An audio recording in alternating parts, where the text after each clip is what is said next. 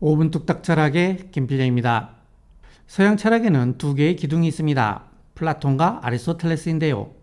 여기에 손가락으로 하늘을 가리키고 있는 사람이 플라톤이고요. 손바닥으로 땅을 가리키고 있는 사람이 바로 아리스토텔레스입니다.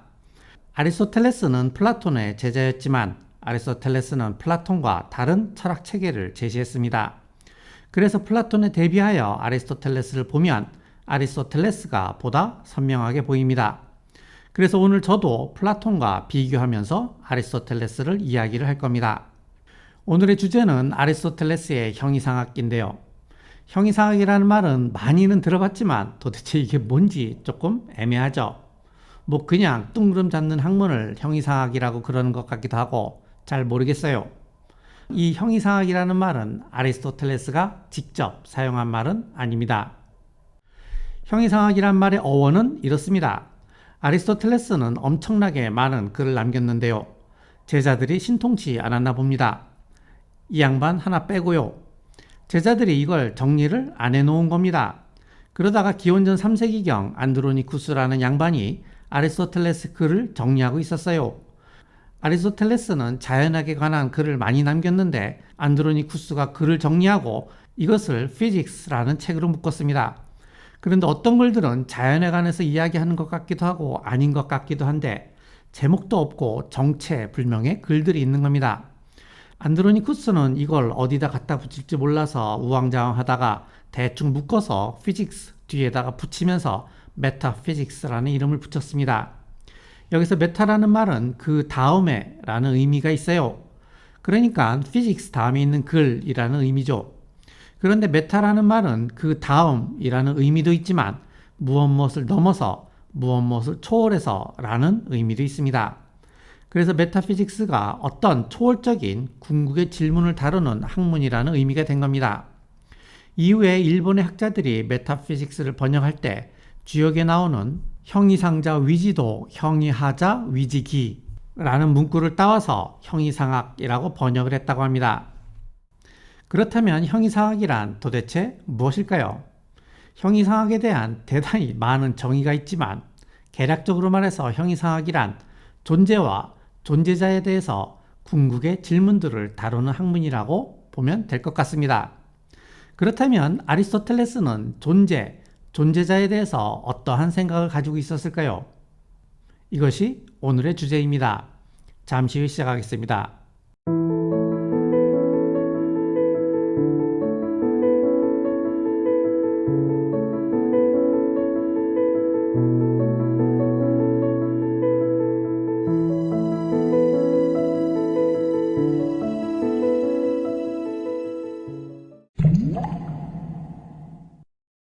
먼저 플라톤으로부터 이야기를 시작해보죠. 플라톤은 세계를 둘로 쪼갰습니다. 이데아의 세계와 현실의 세계. 이데아의 세계는 이성의 눈으로만 보이는 가지계이고 현실의 세계는 감각의 눈으로 보이는 가시계입니다. 그리고 이데아의 세계가 진짜 세계이고 현실의 세계가 가짜 세계라는 겁니다. 예를 들어 봅시다. 이것도 의자이고 이것도 의자죠. 다르게 생겼지만 둘 다 의자라고 그래요. 왜냐하면 사람들이 여기에 앉을 수 있기 때문입니다. 의자의 기능은 사람들이 앉을 수 있도록 하는 것이므로 그러한 기능을 가지면 전부 의자라고 하는 겁니다. 그런데 왼쪽 의자에 앉으면 조금 편안하겠지만 오른쪽 의자에 앉으면 조금 불편하겠죠. 그래서 왼쪽 의자를 좋은 의자, 오른쪽 의자를 나쁜 의자라고 말할 수 있습니다. 즉 의자의 기능을 탁월하게 수행하면 좋은 의자이고 의자의 기능을 잘 수행하지 못하면 나쁜 의자라고 할 수 있습니다. 그렇다면 의자의 기능을 완벽하게 수행하는 의자가 있을까요? 당연히 있겠죠. 생각해보세요. 완벽한 의자가 있어야 의자의 좋고 나쁨의 기준이 있을 수 있고 그래야 좋은 의자, 나쁜 의자라는 게 있을 수 있잖아요. 그렇다면 그 완벽한 의자는 도대체 어디에 있을까요? 그것은 현실 세계에 있는 것이 아니에요. 그것은 이데아의 세계에 있다는 겁니다. 그래서 이데아의 의자가 진짜 의자이고 현실 세계의 의자가 가짜 의자라는 겁니다. 이것이 바로 플라톤의 입장입니다. 그런데 플라톤의 형이상학을 받아들이면 두 가지 문제가 생깁니다. 첫째, 플라톤의 체계를 받아들이면 도대체 현실 세계가 왜 존재해야 되는지 설명할 길이 없어진다는 겁니다. 플라톤은 현실 세계가 이데아의 세계를 모방한 세계라고 하는데요. 왜 그러한 모방의 세계가 존재해야 되는지 설명할 길이 없다는 겁니다. 둘째, 플라톤식의 이데아를 상정하면 도대체 이 현실 세계에서의 변화와 운동을 설명할 길이 없어진다는 겁니다. 왜냐하면 이데아의 세계는 완전함으로 운동과 변화를 하지 않겠죠. 따라서 그것을 모방한 현실의 세계에서 운동과 변화가 일어난다는 것은 이상한 일입니다. 그래서 아리스토텔레스는 플라톤의 이데아로는 단지 비유에 불과한 것일 뿐이라고 말합니다. 이제 아리스토텔레스에게는 두 가지 숙제가 안겨졌습니다. 하나는 플라톤이 만들어 놓은 이데아의 세계를 붕괴시켜 버리는 것이고, 다른 하나는 이 현실 세계의 운동과 변화를 설명하는 겁니다. 이제부터 이 이야기를 해보죠. 이제 아리스토텔레스 입장을 봅시다. 이것도 의자이고 이것도 의자죠. 둘 다 다르게 생겼지만 둘 다 의자라고 그럽니다. 왜냐면 사람들이 여기에 앉을 수 있기 때문이에요. 의자의 기능은 사람들이 앉을 수 있도록 하는 것이므로 그러한 기능을 가지면 전부 의자라고 하는 겁니다. 사람들이 앉을 수 없는 것은 의자가 아니에요. 따라서 어떤 것의 기능이 바로 그것의 본질이라고 말할 수 있습니다. 이러한 기능, 이러한 본질을 아리스토텔레스는 형상이라고 말합니다. 그런데 형상만 가지고서는 이런 의자들을 만들 수 없겠죠. 진료가 있어야 합니다. 진료는 정확한 표현은 아니지만 대체로 재료와 같은 겁니다. 이것의 진료는 가죽이고 이것의 진료는 나무입니다. 이러한 가죽이나 나무가 앉을 수 있는 기능을 가지게 될 때 그것이 바로 의자가 되는 겁니다.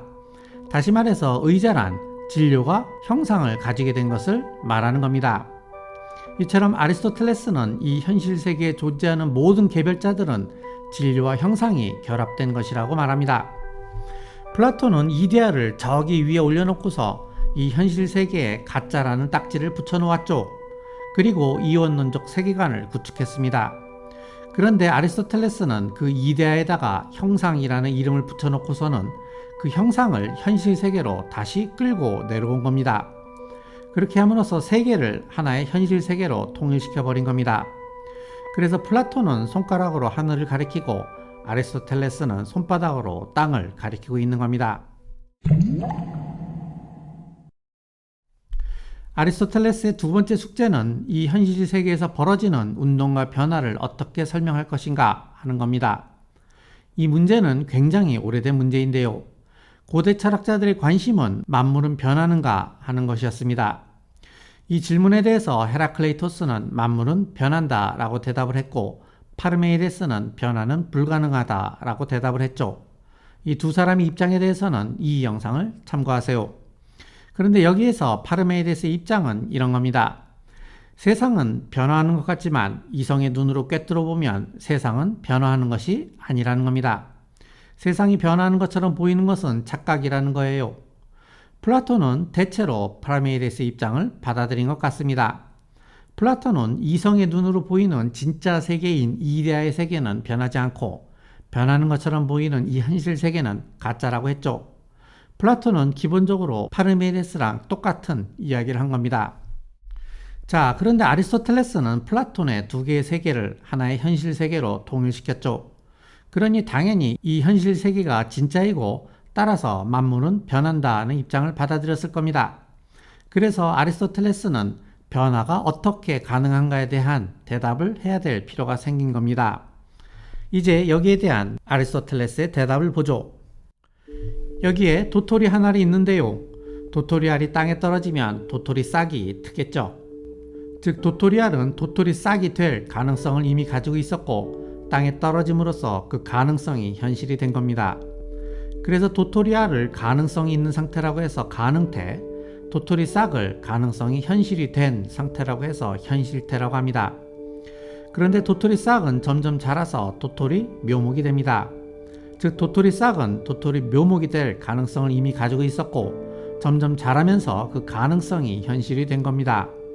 그래서 도토리 싹을 가능태, 도토리 묘목을 현실태라고 합니다. 이제 도토리 묘목은 점점 더 자라서 참나무가 됩니다. 그러면 도토리 묘목은 가능태, 참나무는 현실태가 되죠. 그래서 도토리 알, 도토리 싹, 도토리 묘목, 참나무는 가능태이면서 현실태라고 말할 수 있습니다. 즉 모든 개별자는 다른 무엇이 될 수 있는 가능태이면서 이미 무엇이 된 현실태라고 말할 수 있습니다. 그런데 아리스토텔레스는 모든 개별자는 진료와 형상으로 되어 있다고 했죠. 도토리 알, 도토리 싹, 도토리 묘목, 참나무 모두 진료와 형상이 결합된 겁니다. 도토리 알 속에는 도토리 알의 형상이, 도토리 싹 속에는 도토리 싹의 형상이, 도토리 묘목 속에는 도토리 묘목의 형상이, 참나무 속에는 참나무의 형상이 들어있는 겁니다.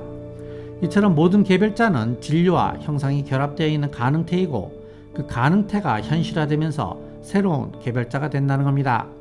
이것이 바로 개별자가 운동과 변화를 하는 이유라는 겁니다.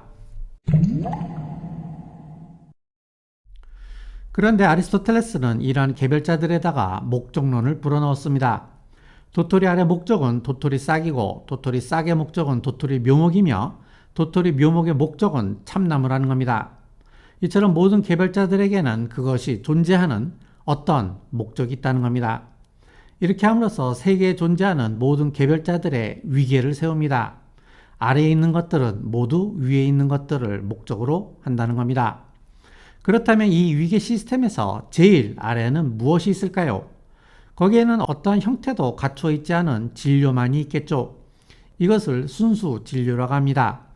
그리고 위계의 제일 위에는 진료는 없고 형상만 있는 추상적인 순수 형상이 있을 겁니다. 그런데 이 순수 형상은 결국 플라톤의 이데아와 같은 겁니다. 결국 아리스토텔레스는 플라톤과 다른 길을 택했지만 결국은 같은 목적지에 도착을 한 겁니다. 따라서 세계의 운동과 변화는 개별자들이 순수 형상으로 되어가는 과정에서 일어나는 것이라고 볼 수 있습니다.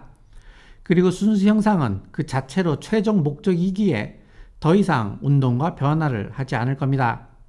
이렇게 보면 순수 형상은 다른 모든 개별자의 운동과 변화의 원인이지만 그 자체로는 운동과 변화를 하지 않습니다. 즉 순수 형상은 자신은 변화하지 않으면서 다른 모든 것을 변화시키는 겁니다. 그런 의미에서 그것을 부동의 원동자 unmoved mover라고 합니다. 아리스토텔레스 이후 1500년 후 토마스 아퀴나스가 아리스토텔레스의 부동의 원동자 개념을 받습니다. 토마스 아퀴나스는 어떤 것의 원인의 원인을 찾아가다 보면 최초의 원인이 있을 거라고 말합니다. 그리고 그러한 최초의 원인은 다른 어떤 것의 결과는 아니면서 다른 모든 것의 원인이라는 거죠. 그것이 바로 부동의 원동자라는 겁니다. 그것이 무엇일까요? 그것이 바로 창조주라는 겁니다. 그래서 아리스토텔레스의 이러한 목적론적 체계와 중세 기독교 사상이 쉽게 결합할 수 있었던 겁니다. 이처럼 세계가 위계적인 층위로 되어 있고 그 정점에 최종 목적지인 이데아가 있다는 아리스토텔레스의 이러한 생각은 이후 서양 사상에 많은 영향을 미쳤습니다. 가깝게 플로티누스는 맨 아래에 물질이 있고 그 위에 영혼, 그 위에 정신이 있고 그리고 최종 목적으로 더 원, 일자가 있다는 일자 사상을 이야기했고 헤겔은 세계를 감각의 단계, 자기의식의 단계, 이성의 단계, 정신의 단계를 거쳐 최종 목적인 절대지의 단계로 나아간다는 변증법을 이야기했습니다.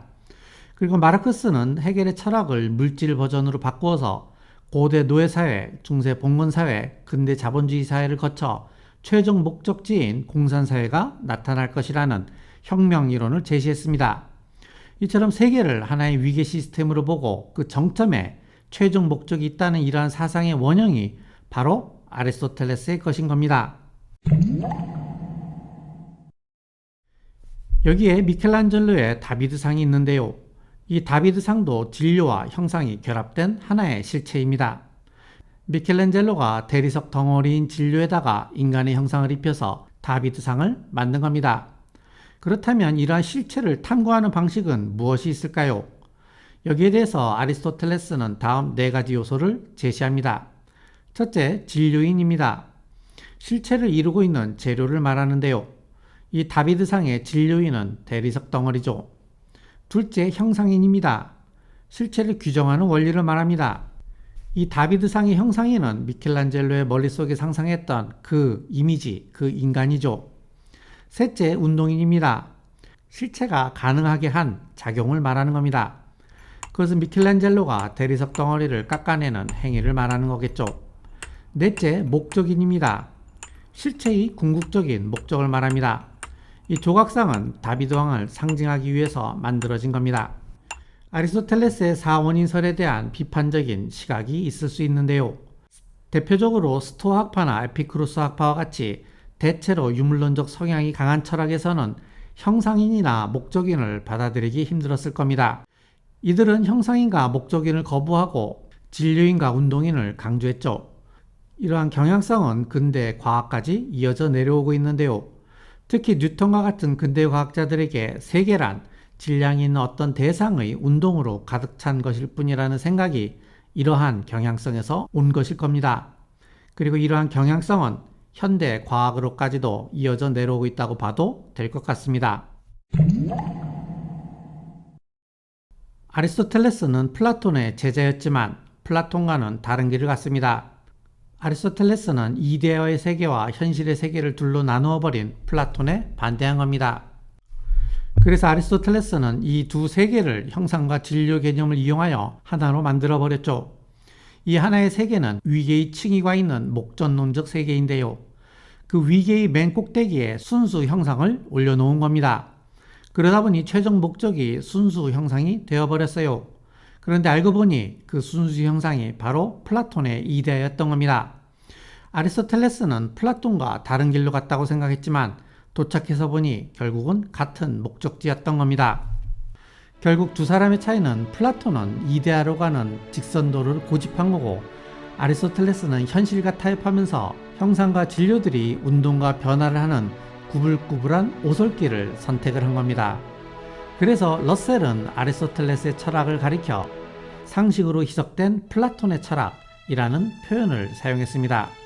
제가 봐도 대체로 맞는 표현인 것 같아요. 제가 보기에 플라톤과 아리스토텔레스의 차이를 극명하게 보여주는 한 가지 키워드는 이겁니다. 플라톤은 이데아의 매운맛이고 아리스토텔레스는 이데아의 순한 맛이다. 오늘 이만 마치자. 감사합니다.